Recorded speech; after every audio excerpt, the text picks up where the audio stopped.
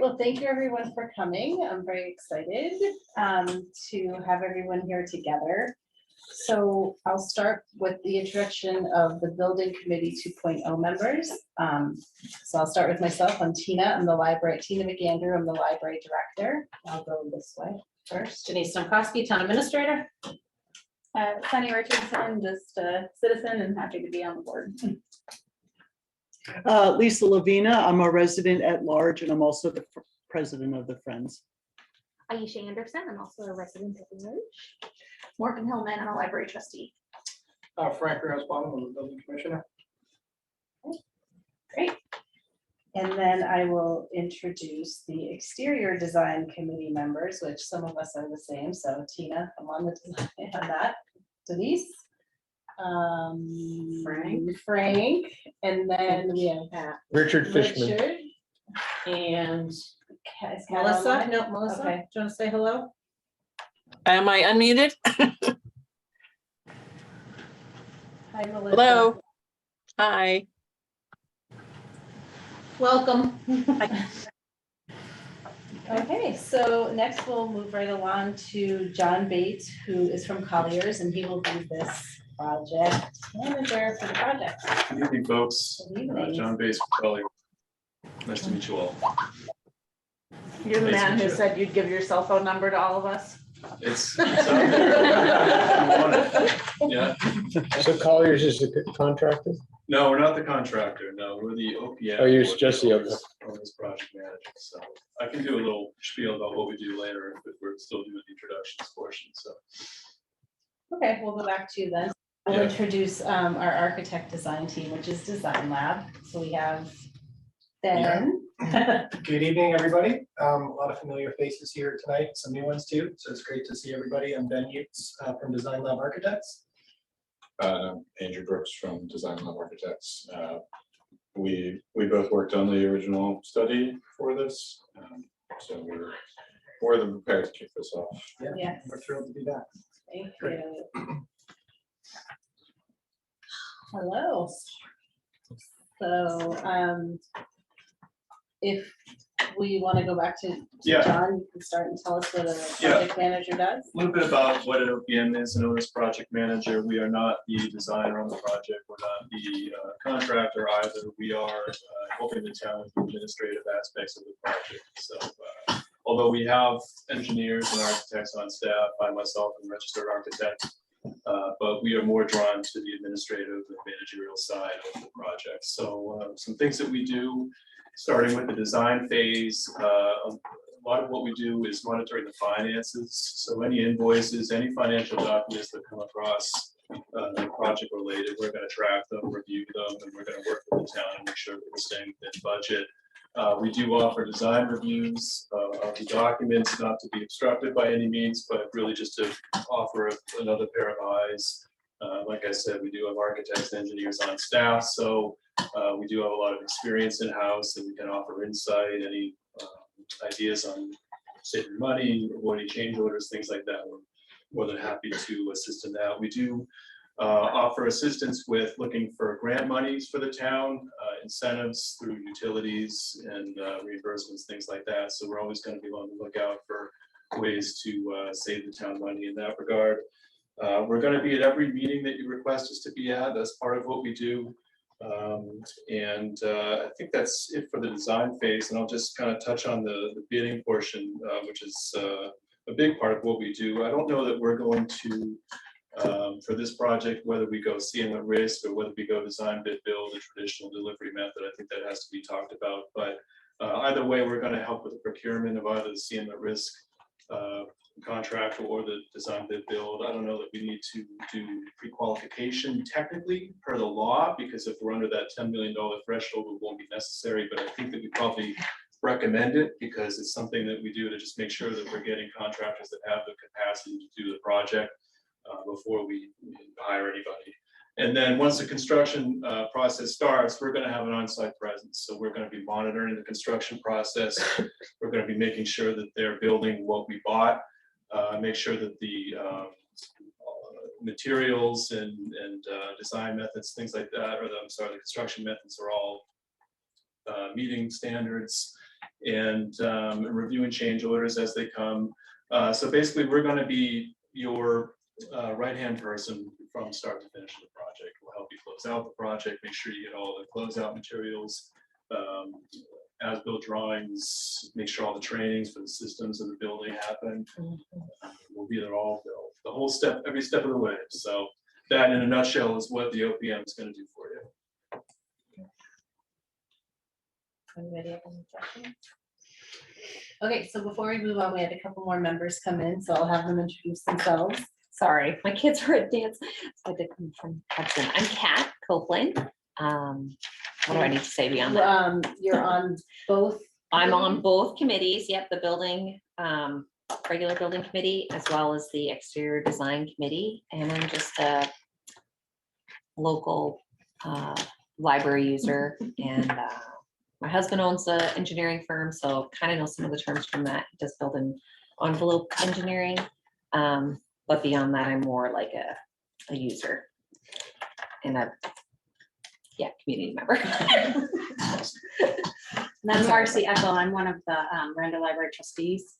I actually, at my last job, worked with the Concord Free Public Library, which did a pretty extensive $12 million expansion.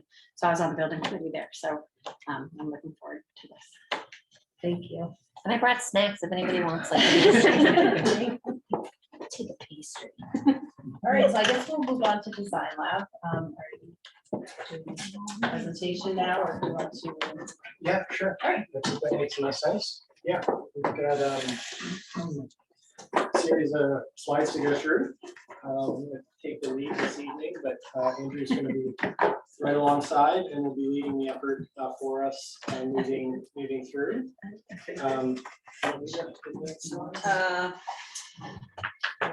No, it's just a matter of, if I would have gotten my clicker, so. Yeah, I can do it. Better than alls. So just, this was our team back during the concept design effort. So I think everybody knows we worked through a concept design effort that concluded at the town meeting last spring. This was who was involved there. We have the same team ourselves and our same consultant team that we had during that effort. So there's a lot of continuity in that regard. Go ahead and click forward. So what we were hoping to talk about, we've done most of the introductions. We'll tell you a little bit more about designLAB very quickly for those of you who don't know us. We'll go through a preliminary work plan, just how we see this process unfolding over the next several months. We will have some reconciling to do once we have a conversation with all of you, work through it with the OPM and make sure everybody's in sync. So it's still a draft, but we'll be able to get aligned pretty quickly here. And then we were going to just go through a quick summary of the concept design effort. That's where we are starting from, but we have plenty to do ahead. And we've ended with some next steps. So very quickly, an introduction about designLAB. I know most of you know who we are. We are very, very excited to be back here. It's really exciting. We're about a 15-person studio in Boston, an architecture practice. We focus predominantly in the cultural arts. Libraries are a core aspect of the work we do, both public libraries like your own Randall, but also higher ed libraries for colleges and universities. Since our concept design effort concluded, we are officially a women-owned enterprise in the state of Massachusetts, which we're very proud of. And we do have our JUST label, which is our commitment towards transparency in our office culture and office policies towards equity, diversity, and inclusion. As I said, libraries are a core piece of our work. It's really heartwarming to be back here after going through the concept design effort with you. This is just a smattering of some of the libraries and other municipal buildings that we've worked on in the recent years. And not just libraries, but also historical buildings, whether they're registered or not, or just kind of important to the community. We choose to respect that as much as possible. So you did the recent addition to the Athenaeum? Not the addition to the Athenaeum, Oh. but we did a renovation to the Athenaeum several years ago. And then looking forward to the next slide, our design philosophy, just very quickly, we've defined it as critical stewardship. And what that means to us is that we are looking to serve both the history of a place, of a building, of the context, as well as the environment. We are stewards of both, but we do that through the lens of the community that a project serves. That's our sort of core design philosophy, and libraries fit at the heart of that. So looking at our work plan, as I said, this is preliminary. We got some refinements to do to get aligned here on durations, but we can start walking through that. So if you click forward, I'll go through the timeline in kind of more detail on what we're proposing, but in terms of a process, I think those of you who worked with us during the concept design effort will have a good sense of how we work. That was mostly virtual at the time, which we of course can continue to do. We've got plenty of tools there to help with that, but we can also facilitate in place, in-person workshops. We've got all sorts of tools to solicit community feedback if that is desirable, and do things both in person and online. So that's many tools that we'll utilize to facilitate this process that I'm about to talk about. I know this is small. We're going to zoom in here in a minute, but we are anticipating about an 8.5 month effort to bring us ready for bidding by the end of September of this year. And we worked through in the design, construction and design world through three predominant phases. We did the concept study prior. We are now going to embark into schematic design, design development, and then followed by construction documents. So you'll hear us say those words a lot, and we typically call them SD, DD, and CD levels of development. And the way we like to define those is we're looking at the project at more sort of incremental levels of detail. So concept planning in a previous effort was really looking at site strategies, really kind of high level design look at the project. And we established a high level program, and we were moving program pieces around, looking at different ways to utilize the existing building, add on sort of that level of thinking. In schematic design, we're still going to be looking at the scale of the building. Then we move into design development. That's more at the scale of a room. And then CDs is like the scale of an object. So we're getting more and more detailed as we work through this design process. Our involvement with you will be throughout all of those phases, but the design portion, is mostly in schematic and design development. And then we like to have ideally all the key design decisions made. And then at that point, we're really cranking on the construction documents, which are what's going to go out on the street to be bid. It's the drawings, it's the specifications that go out to bid to define the project. So we're looking to start the project. Obviously we're here tonight kicking off, but we're going to start schematic design in earnest in February. The beginning of February, we're anticipating about a 6 to 7 week time frame for that. And we do feel like we can hit the ground running really well because of all of the work we previously did, which is great. And then we'll shift into this orange phase, that design development phase. That's March, April, May, into the springtime. And then we'll be switching gears into construction documents for June, July, August, and September, ready to be bid in October 1st is the goal. So looking forward on the next couple slides, we'll look a closer look at the two design phases, because I know this is hard for you guys to see. And we can send you guys a PDF of this once we refine it and get it printed, so you guys can all have paper copies that you can look at together. But this is going to kind of be our roadmap moving forward. So you go one more slide, Denise. This hopefully it's a little easier to see, but we're going to map this out week by week what we're doing with all of you, and we typically like to keep pace at about a workshop every 3 weeks or so. That's sort of our goal. It's a good pacing in that it gives you all enough time to react to what we presented, collect feedback, share thoughts, share that feedback then with us, and then it gives us enough time to kind of react to that feedback and build upon it for the next workshop. Design by nature is just very iterative. We're going to constantly be collecting feedback from you all at those sort of 3 levels of detail, of building and in the room and then the object. And every time we share something with you, you'll provide feedback. We'll share something new that you haven't seen before. You'll inevitably think about it, and we'll want to collect all of that constantly from you all to make sure that as the design progresses, it's accommodating everything that you're hoping it will. Sorry, Denise, if you just go back real quick. So, we're here the 12th. We're anticipating our first design workshop with you all the first or second week of February, and then kind of get into that every 3 week rhythm. A couple things that we will be doing in the meantime before then, we'll be kept connecting on the OPM and kind of getting all of our ducks in a row and aligned, because we're really going to be a team through this whole thing. And we value all the expertise that the OPM will bring to the table.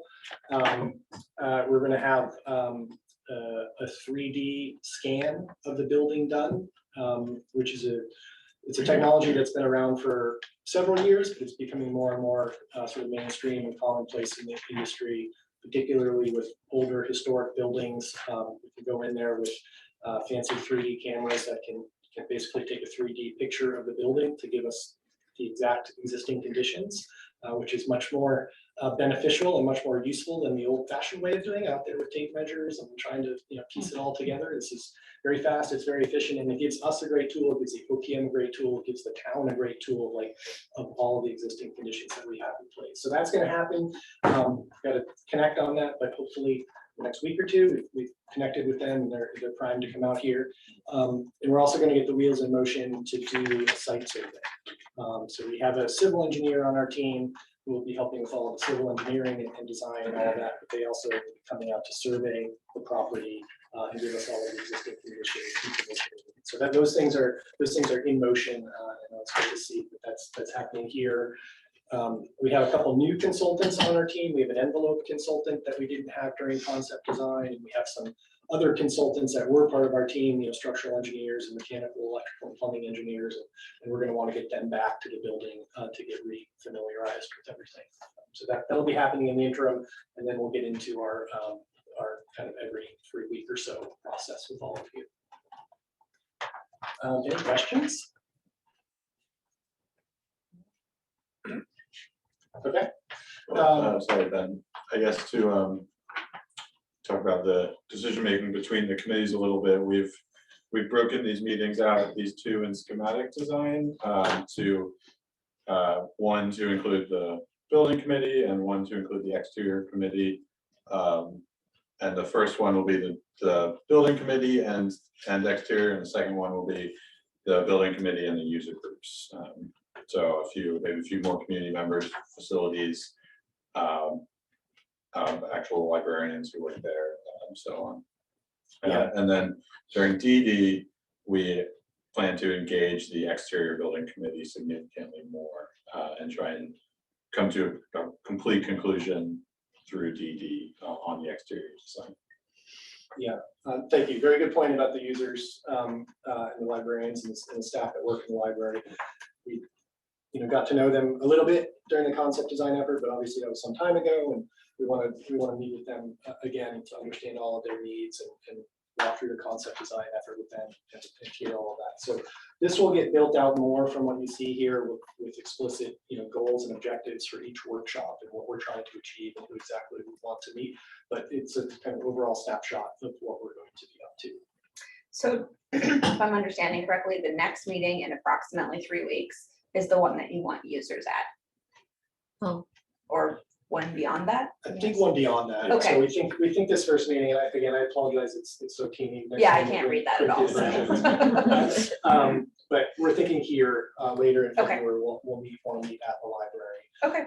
And another thing to note, which I should have said, we are expecting perhaps not every single week, but we welcome that, having like sort of a specific check-in call each week or every other week with the OPM and maybe one or two people from the building committee, just to make sure we're all on the same page as things march along. More is just to keep pace with everything. All sorts of little things are going to come up along the way that we're going to need to be in communication more with during the workshop. So that's something to anticipate as well. Okay. So I can walk everybody through the concept design summary. This is not new content that we have developed. It's more just a quick snapshot of where we landed, what went in front of the town at the town meeting last May, and what we're using as our sort of starting off point for advancing this further. So this was a slide that we shared at the town meeting. We went through the programming concept design effort. We went to the town meeting, and then at the time we were anticipating, getting underway relatively soon with the design process. We had projected a 12-month process, but we're trying to condense that. We didn't get started right after that. So we want to kind of condense that 12 months as much as we think we realistically can to get this project out to bid as soon as we responsibly can. So that's a little bit of a shift from what we were thinking. Bidding and construction, I think we can do better, certainly can do better than 2 years, probably better than 1.5 years. We're anticipating a 12-month construction schedule. We got to work through that as the design gets further along, but that's the goal. And there'll be a couple months preceding that to get the project bid out and to get a contractor on board. So I think that will likely tighten up from what we presented to the towns as well. So as part of our effort, we sort of, as best as we could, we immersed ourselves in the context of Stowe. Obviously, it's a beautiful community, a beautiful town, and Randall sits in the middle of it and is really one of the kind of primary pieces of the community. So we'll continue. We want to learn as much as we can in this sort of vein of understanding the context as best as we can. We also got to know on the next slides, obviously the building itself, what's going on with the building now. We looked at everything from building code issues, structural issues, envelope issues. We kind of immersed ourselves in everything that's working and everything that's not working to try to inform our concept design effort. We of course know there's a lot of active leaks. The envelope, the condition of the envelope, and the number of components of the envelope are a major reason that this project is happening, is to get all of that addressed and corrected. So that's something that we looked at considerably. We also looked at the building systems. We know that there are some new systems in the building that potentially could be reused that we're going to look at with a critical eye with our engineering team. And we also know that a lot of the systems are well past their useful life and need to be entirely replaced. So we have all of this sort of foundational knowledge already. And then we looked at the site, how you arrive at the building, how you access the building, where parking is. We evaluated all of that with our landscape architects from G2 Collaborative, who are on our team, and we'll have them at strategic workshops along the way to present site strategies as well. But we looked at everything from the nitty-gritty building code issues to more larger, broader landscape pieces as well. And then of course, how was the building used? How do programs function in the building? What are the key programs? What are the key spaces? What doesn't work? What are the desires for things to work better? What types of spaces would you like to have that you don't? We went through all of that effort as well. And that ultimately informed, on the next slide, our sort of existing versus proposed program. We looked at this sort of very high level at the time, just given the time frame and what we were up to, but we're going to take this and go a lot more granular with it, which is exciting to think about. So we're going to, once we get into SD with all of you and the users, this document is going to become much more robust, and rather than just sort of these high level bubbles of like programmatic desires and needs, we're going to get into the real specifics. And that program document, as I said, will become a lot more robust than this, and that's going to be kind of our roadmap of like everything that we're trying to achieve through the design process. And then, once we establish that of like, here are all the goals and objectives and needs and things that we want to achieve, we looked at different ways of doing it, as I think you all know. Reusing the existing building as it is, adding on to it, or demolishing and then rebuilding the 70s edition, which is of course option C, where we landed through the process with all of you, and that's what led to the town meeting last May. So very quickly, I mean, it's just useful going into this level of detail with all of you. We landed on 70s edition. It's demolished. The historic building, of course, is retained and it's restored. There's a lot of wonderful, beautiful spaces in there that we're going to look to sort of restore, revitalize, and make more usable for the library. And then the 70s edition goes away, and we add a new edition onto that. And the key program pieces that are in the lower level of that are a new arrival sequence, a new flexibly programmed space, programming space that can hopefully do all sorts of different things to support library needs. There's new restrooms, a couple small individual meeting rooms down there. The lower level of historic building continues to contain much of the collection. And then above that, there's a couple quiet reading rooms, perhaps a reference space in the historic building, and the second floor of the new addition is where the primary children's space will be. So we'll be able to revisit all of this with you. And again, these diagrams are very diagrammatic, they're very conceptual, like we're not showing walls, we're not showing hallways, we're not showing doors. That was intentional at the time because it was all very early on in its thinking, but that's going to continue to get more and more detailed with all of you. And, able to provide feedback through the entire process and help inform how this gets developed. The site is substantially reconfigured from how it is now. We really wanted to. This was a primary goal, was how to make that original entrance into the historic building usable again. Can we get an accessible path up there? So that's something we evaluated a lot. The addition is set back further from the street, so it allows opportunity for outdoor meeting space, and sort of a terrace and like a sort of proper arrival sequence. Right now, you're kind of shoved into the building right off the sidewalk. And that's rather tough and at times treacherous. Reconfiguring the parking, and then we also looked at making the street one way, and are there ways for subtle connections across the street through landscape interventions. So those are all kind of high level ideas that we were thinking about. And again, our landscape collaborators from G2, who were part of the concept design process, will be meeting with all of us soon to talk through that. So we went through the pros and cons.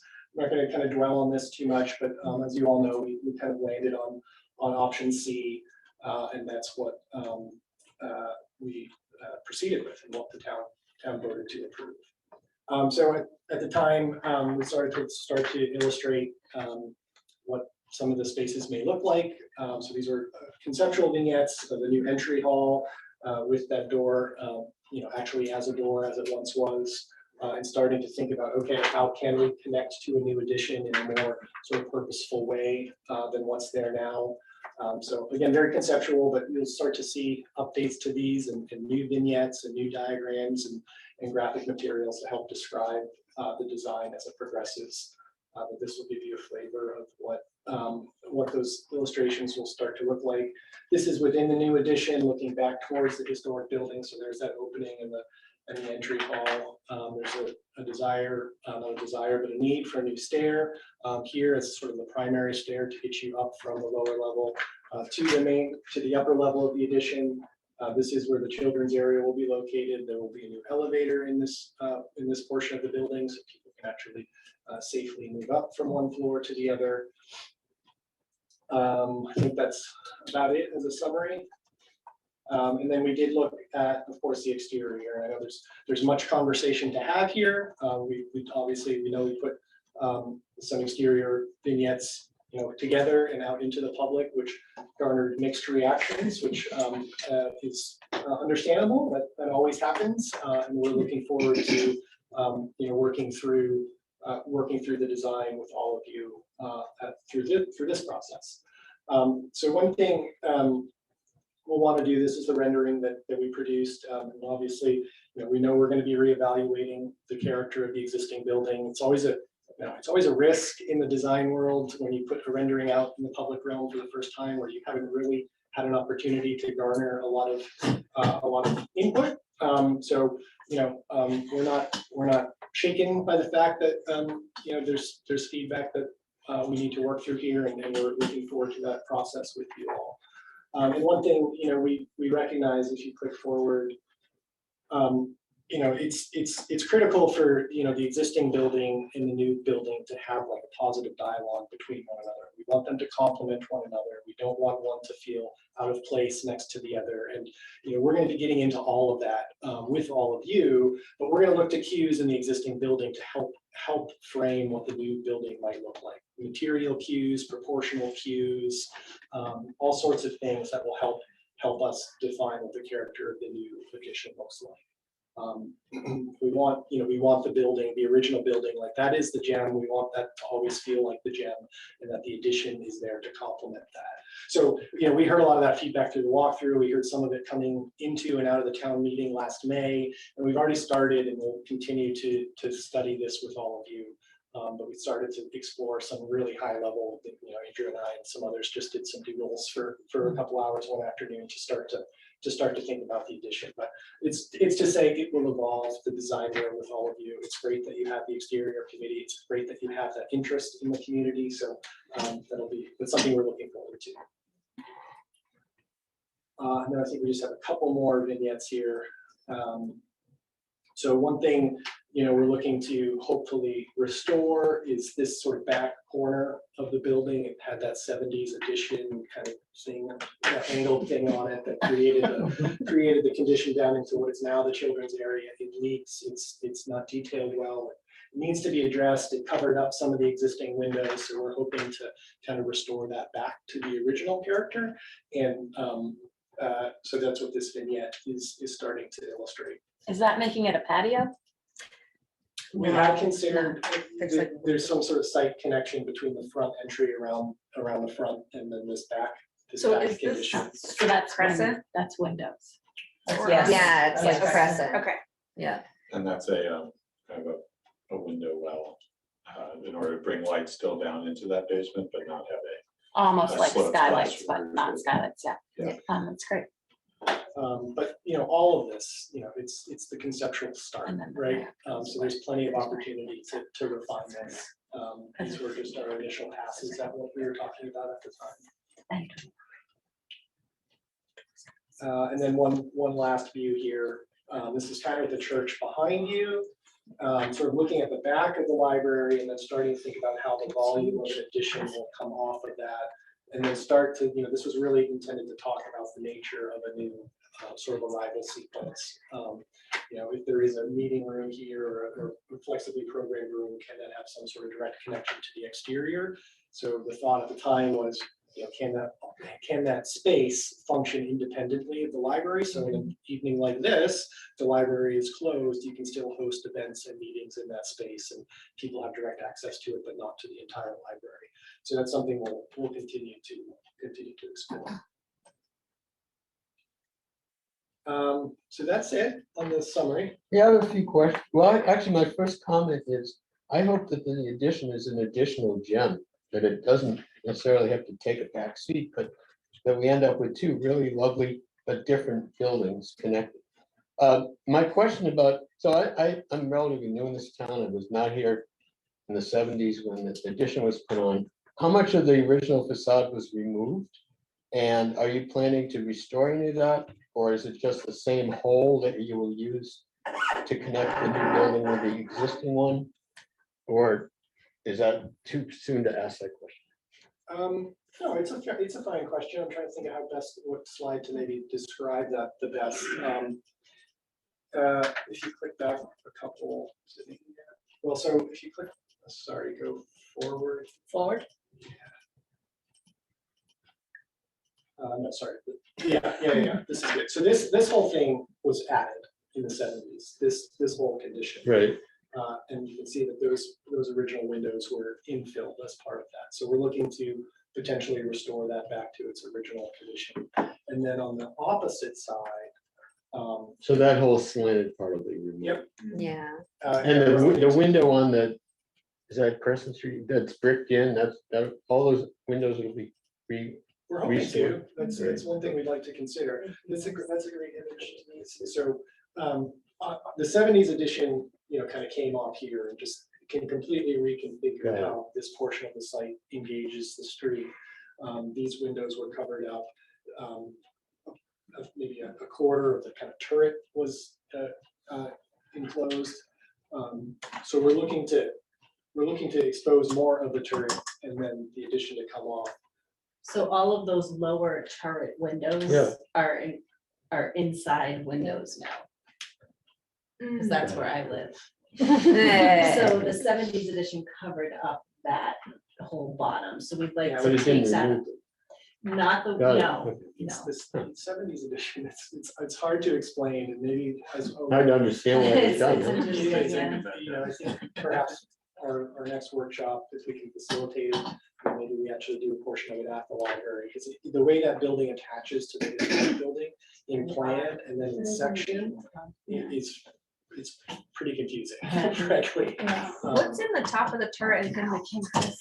It's like a little reading nook. It's open, right? Yeah, it's just like a little reading nook. It's above that. Yeah, like, I It mean, connects to the attic. you know, like the princess window. That's a reading nook. It's Okay. just like a little, it has like a little This bench. is That's reading Chris's nook area. Oh, yeah. Yeah, there's like You pillows can, I all think, along get it up right in now. there from the attic. Okay. There is an It's the cutest attic, part of the library. I kind of breezed It over is. that. We evaluated for a brief period during the concept design, like, can we make good use of that attic space for library programs? And it pretty quickly became a non-starter because getting the elevator up another level just became inordinately complex. But we think we can make good use of that building. There's gonna be a whole lot of new mechanical systems that we have to introduce into the building to modernize it, and we think that's what we can utilize the attic for. But I don't know that I have actually been in the top of the turret. Yeah. So there Yeah. won't be any It's like opportunity somewhere. for storage in the attic, it'll be just for like. a little- Potentially, Okay. I don't know that we know for certain, like, where all the new mechanical equipment will go. Okay. It was just getting a usable program space up there would be tough, but storage is another thing. Right, I mean, nothing's changed that requires storage to be ADA accessible, right? So we could have storage as long as it's staffable. Yeah, you could, but just the way the roof line worked and trying to get an elevator up to that level for what you would gain pretty quickly became, a non-starter. Roughly, I know it's not done, but I've been asked this question many times and I'd love to have an answer. Approximately how much more square footage are we going to have? You can give me a lowball number. I just want an actual number. It's less square footage. It's it's about equal gross square footage, but we're finding more efficiency in the way the addition will be laid out, so it will be Okay. more usable square footage. So So if you go to slide 43. Okay, that would be a perfectly fine number. Current usable square Yeah, footage so- versus and future. we were very cautious about this during concept I design know. because, I know it was a touchy subject. But, we work in two worlds when it comes to square footage. The overall gross square footage that's from the outside of the walls and includes everything, the thickness of walls, bathrooms, hallways, storage rooms, like everything. And then what we have is what we call usable program, net square footage. And that is the space like this room. The right of this room is usable, you can use it for things. The hallway is not. So there's this difference in how we look at square footage. We anticipate the overall square footage is actually going to get a little bit smaller, but we do think that there will be a gain in usable square footage. It's just because Okay. the way the 70s edition now is configured, it's very inefficient, and we think once we design it, right size everything, and we can do a better job. There are a few interesting decisions from the 70s edition, like the second floor of the addition. Is not structurally strong enough to support stacks. Right. So we can't actually That's insane. just rework the program of the building because that space can only operate in its current Right. program. So we do plan to make it significantly more efficient, but also more flexible. Plus, we're gonna gain a ton of outdoor space, which does add to usable programming space, Yeah. for sure. Okay. Happy to answer any more questions. We did have a couple next steps, but I think I mentioned all of them. If you click backwards. We talked about the 3D scan that will be happening in the near future, so we'll need to coordinate that with Denise and Tina and the rest of the group. Same with the civil survey. And then we want to fine tune this work plan schedule that we kind of went through with the OPM and the rest of the group here to make sure that we're all aligned. And then that's going to be our roadmap for the next, 8.5, 9 months, and then into bidding. All right. Is there anything Thank else? you. Anyone else have any questions? No, but here's a good, it's small, but here's a good picture. Not this one, this one. So you can see where the second floor is with the turret versus what it looks like originally.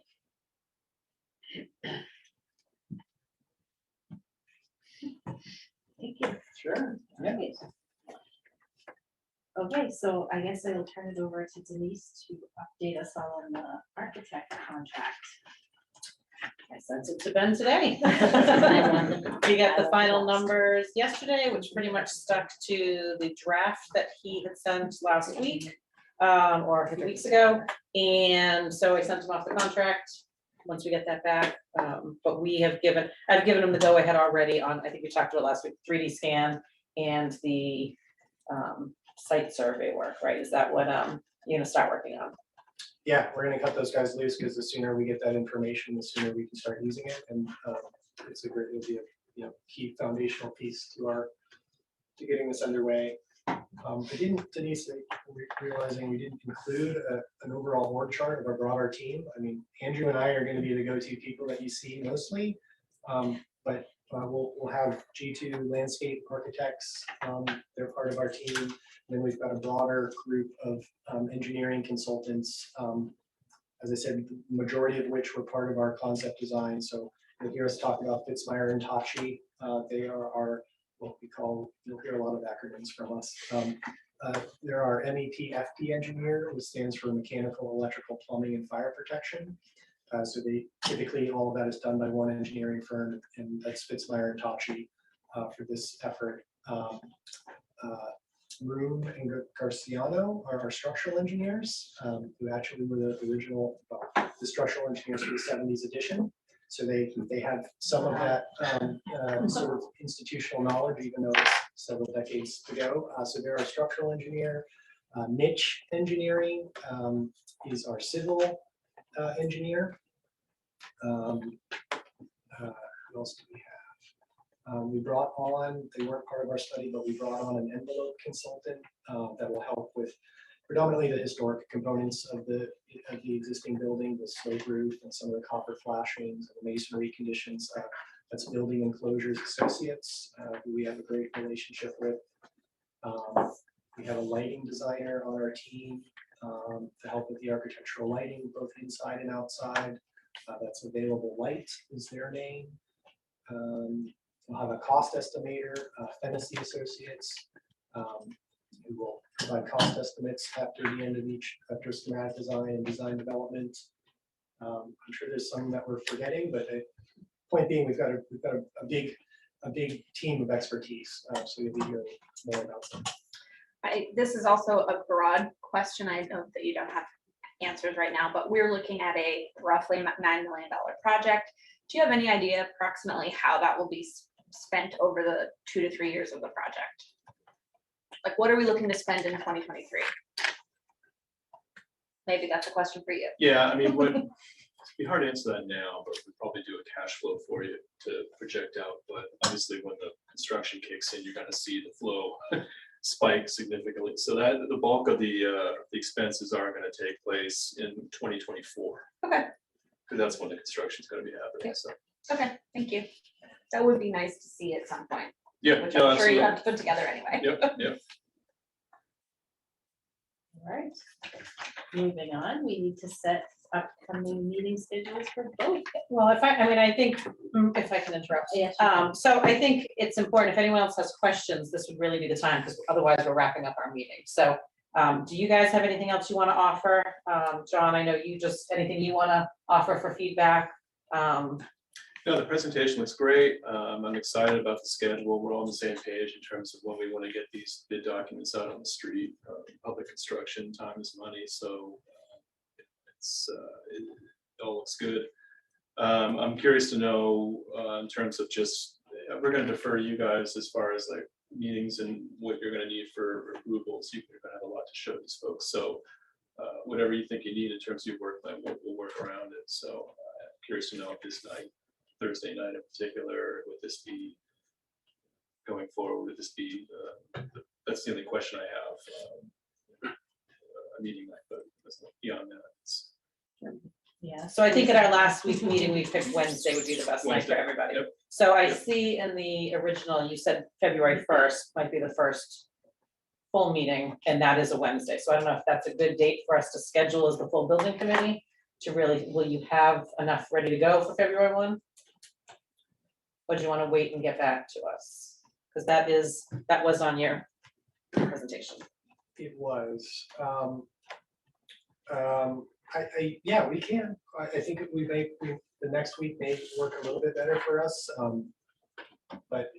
And I think that would be fine in the overall schedule. I think I talked to you, Denise, about it, but just to be candid to the entire group, we're waiting. We've got a couple other projects that are sort of winding down, and we're trying to get this started at the right point. But obviously, we want to get started as soon as we can. So I think another week would be beneficial. Yeah, I don't think we need to meet for the sake of meeting. I think we need to meet when you're ready to talk to us. So if you need an extra week or whatever it is. Yeah, I mean, if the overall pacing of the meetings feels right, approximately every 3 weeks, and we can target Wednesdays. And I think what I propose we do is we connect with John and maybe, Denise or a sort of smaller group and like map it out. Yeah. But if we can plan on the 8th as the first one, and then so we can all walk here with at least clear understanding of the next step, then we'll be able to kind of map out the entire process. Yeah, once we've had a chance to do like that, I'll put together a milestone schedule that'll walk us through the whole thing. So that's probably at the next meeting, at the next committee meeting, we'll have that ready. So would February 8th be for the building committee 2.0, and then there'd be a different one? Well, I think that was forward for the exterior. Well, our hope, I know there's kind of two groups and they overlap in some capacity. But ideally they happen on the same night, if we can manage that. And, we're meeting with the building committee to start, and then the exterior committee after, or vice versa. I think our hope is to do most of these in person. We just find them more fruitful, and you can have a dialogue and just be a little bit more connected and present. But if we need to do them virtually, we can do that too. But I guess I think if Wednesday is the preferred night for both groups, then I think it makes sense to have the same, when we need both groups together, that we have them on the same night, but we just maybe stagger their start a little bit, and we can organize our presentation and content around that. But we were hoping to, in the first workshop, to have both groups, because we want to hear. Yeah. We want to hear from the exterior building committee some of the feedback that you all have gathered from the community, so we can start to react to that. And were you wanting to have that meeting at the library, or did you want to have that meeting later? If we could have it at the meeting, I guess I hadn't thought about it that critically, but especially for those who don't know the building that well, it may be of benefit to have it there. Would Wednesday, February 8th work for everybody here? Does not work It for does me. for me. I'm going to see Hamilton. So you have 2 no's. But we have, there's 9 people on the building committee, so we still need 4 for the quorum, right? Right. Need 5, okay. I can come on these. And I would say, for going forward, my personal opinion is meeting at the library occasionally is fine, but we don't have the technology there. So if we are gonna have some type of hybrid with members being remote, or the public in this building is easier because we have multiple rooms that have this set up. In the library, we have to use just a laptop or set up a screen and a projector, and we just don't have that same functionality yet. Okay, I thought he was saying that the next meeting would be mostly in person though, because of they were gonna. Oh, I don't think she means Zooming. I think she means like if we don't really have Oh, like, I a lot of see. tech in the library. Presentation. Right. Okay. So if there's anything that we I don't have need, like a screen. Okay. Oh, okay. Put Yeah, that that on the kind list of of stuff. design elements. Yeah. Seriously. Yeah. What a coincidence. so yes, if it's fully in person, but still, we still would need to make it accessible, either all in person or some component to a Zoom if we're offering hybrid. So like if a member can't make it in person and we offer hybrid, it's a little, because everyone's looking at this at the Right, library screen, versus right? looking at a Right. screen. So, There may be specific kind of agenda items in certain meetings, like the user group meetings, where it would be better to actually be able to walk around with the librarian or staff member of facilities. So like, that those times would be good to be at the library, but other times we could certainly need here, especially when we're talking about new exciting things that we can't really see in the library. So if it's okay, let's hold the 8th. And Andrew and I and John and whomever from the building committee, we'll put our heads together after hearing what we've heard to figure out what makes the most sense. I mean, one thought comes to mind, maybe we just do a informal walkthrough of the current building with the exterior building committee, just to everybody walks around together. That's a separate thing from this actual meeting, so that we're all familiar with the building together and asking questions and kind of getting a feel for what's there. And that's a separate thing from the actual meeting. Okay. So if we hold the 8th, do we need to set a time at this point, or? I think it's gonna depend if. Yeah, so, If we need to, if we're trying to do both meetings back to back versus all in one, we'll have to figure that out, because we obviously, we don't want to start at 7 and then have another meeting at 9 or something. no. We'd have to look and see who could meet earlier. But why don't we wait and see what they have, what they can put together about. Yeah, once we have a chance to talk about it offline and map it out, I think we'll know a lot more. Like you said, we'll pencil in the 8th, but in between now and then, I think we'll have a lot more worked out or mapped out in terms of schedules. What you think?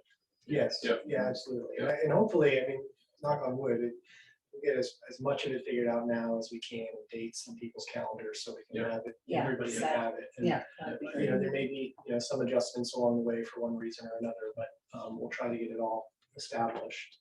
Can you just remind me the distinction? Obviously, the exterior building committee is focused on the exterior building, but that's predominantly the character of the facades. But the landscape is part of the building committee. Do I have that right? Yeah. Yes. Yeah. Okay. Denise, I'm sorry, can you tell us again who's on the exterior committee? So myself, Tina, Frank, Frank. Kat, Richard? Yep, and Melissa Rollins. And Who's there's first? one open space. And hopefully Andrews. Oh, are you Andrew? I Me too. would reiterate though, for like, because there's 1, 2, 3, 4 of us that overlap. I think, at least for me personally, I think it's easier to make it a longer night, one night than 2 Yeah, nights I in a would agree week. with that. Okay, so just Yeah. I'm just gonna, No, I think that's, little- but then like. because I also think it's good for these guys too. Right. But we can see, like, if some of us can meet earlier, maybe we Right. can meet, have a 6 o'clock meeting and then a Right. 7 o'clock meeting, so we'll have to figure out who can meet when. Yep. Or, quite frankly, I mean, maybe not Like a this 7 or kickoff night, but if there's even need for a daytime meeting and who can meet Right. during the day. For sure. So. Guys gotta sign up for your Nan's frequent flyer cards now. It's the only place in town to eat, so. They I gotta have they to- stopped on their way here. You gotta be the only place in town to eat. I brought pastries from Hudson. You guys have to eat these. I'm not bringing them home.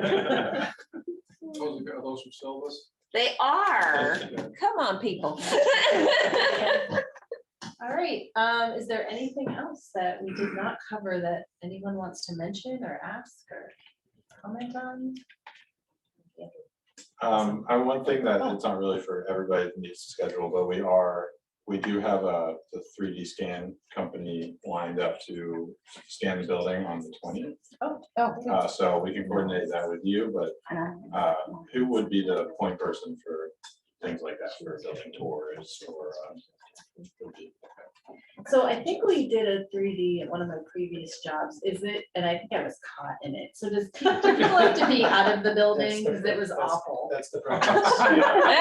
I walked Is through it that by online? no. I walked it through it by accident, so we should all be, so Mondays were closed, so that would be Okay. ideal. I mean, I'm there, but nobody else, so I could make myself. She'll be sitting there. in her car. Yeah. Yeah. But it doesn't have to be a Monday, I can make it so staff are. So Friday is the 20th, Oh, Well- Friday, okay, no. right, you said the 20th. Yeah, but we can ask for, they would prefer that nobody's there, so they ask for actually as early in the morning as possible, but if there's a whole day where no one's there. they would probably Monday would prefer be phenomenal, but I could make the 20th work if it had to be the 20th.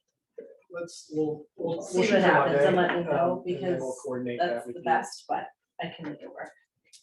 And we will be scanning the full interior, full exterior, as well as the landscape. So to the best of my knowledge, that probably requires a drone, No. just so that town is aware. Do you have any issue with that, Frank? They don't need anything, right? I just thought of one other thing before we close. I think it's very important to everyone on the various committees and the town to have regular updates that have sort of like a, in my perfect world, like a TLDR at the top and then whatever you want to detail. So we don't need to make a decision now, but I think it'd be really nice if we could find out a cadence for that so that we can, as this project progresses, continually redirect people to the one place where all the information is going to be, so that we don't have misinformation being spread, which is nothing with you, but it's just the way that Yeah, we've- things happen when people talk. So. What medium are you thinking of, like online, web page? I'm just curious. So everything needs to be posted on the town website. And like, let's say we do it every 3 weeks, let's say, is what this is our meeting cadence and that's working. Whether there's new information or not, something that just says, update number 1, update number 2, this is what's going on. And it doesn't need to be, I don't think it needs to be exhaustive. It just needs to be there every time. Right, it needs your reference point, so that when Yeah. somebody's mouthing off on Facebook, somebody can say, go to Right. the actual town website and read the facts. Yeah, Right. we can help. And just like to get ahead of that. Yeah. I have no idea what understood. you're talking Me about. either, because I'm off all the pages today. Yeah. I quit all of them because I couldn't handle it anymore. That's a good point, thanks, Morgan. Yeah, so we will have a page dedicated just to the project, so all of our meetings that are being recorded will be there. Obviously the minutes and the agendas, but any updates, anything that we can put out there. Because as Morgan said, we want to have the trustees, the friends, the town, everyone who has questions, point them all to the same page. And if a 3D scan of Tina pops up on that No. page, it pops up on that page. I mean, what can we do? Please don't Google us for the library. Oh, no, I'm Googling that. I'll share it right now. All right, so if there's nothing else, I will entertain a motion, or do I? No, but I will just say, so we will get a schedule and then, so hold the 8th, but we'll communicate when we get something. And we'll include both the exterior and the full committee whenever, however it works out with your times that you're requesting. I mean, in the spirit of acronyms, we should be like B2O. Sure. Just 2 O's. That's what I have on my calendar, just 2 O. Okay, that was it. That was it, okay, so do I entertain a motion to adjourn? I move Yes, to we adjourn should. the meeting. Thank you, do I have a Second. second? Okay, Denise, all in favor? Aye. No. Okay, thank you, everybody. Yeah, thanks for joining us today, Yeah. everyone. Very welcome. Pleasure. So, Yeah.